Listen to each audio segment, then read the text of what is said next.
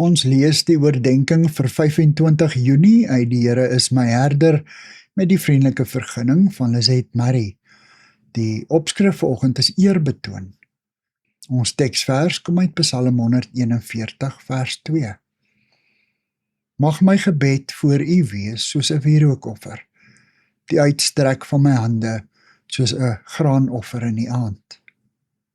Ek kyk na 'n reeks oor die Britse koningshuis en is verras om te sien hoe mense langs die strate opdam net om 'n glimps van die koninklikes te kry wanneer hulle in die koets verbyry, of hoe hulle in hulle duisende na Buckingham Palace stroom wanneer die koningsgesin op die balkon verskyn. Hulle sien die koningin slegs op 'n afstand, en tog is hulle oorweldig en kinderlik opgewonde. Die verrukking is op vele gesigte te sien, al neem die koningin of hooggeplaastes nie kennis van enkelinge nie. Hulle sien net die wywende, juigende skare, 'n see van anonieme gesigte.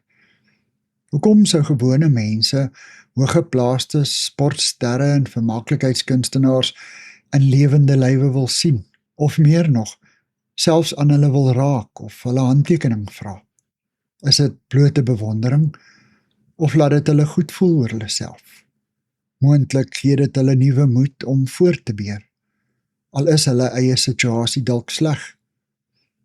Dalk word hulle geloof in die goeie en mooie herstel, wanneer hulle aan sukses en roem en skoonheid herinner word. Ten spyte daarvan dat hulle anoniem bly vir die persoon wat hulle vereer. Vir God is ons nie maar net deel van 'n identiteitlose massa nie. Wanneer die geurende wierook van sy kinders se gebede saam opstyg en vermeng tot 'n lieflike geur, weet hy presies wie voor hom kniel.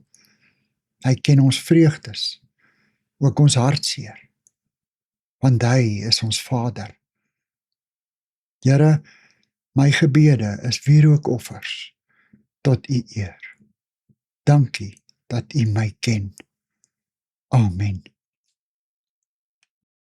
Dankie vir die saamkuier. Ek deel Lizette se kontakbesonderhede in die inligtingsparagraaf van die kanaal. Daar is ook skakels na voorlesings van Lizette se ander publikasies wat hier beskikbaar is.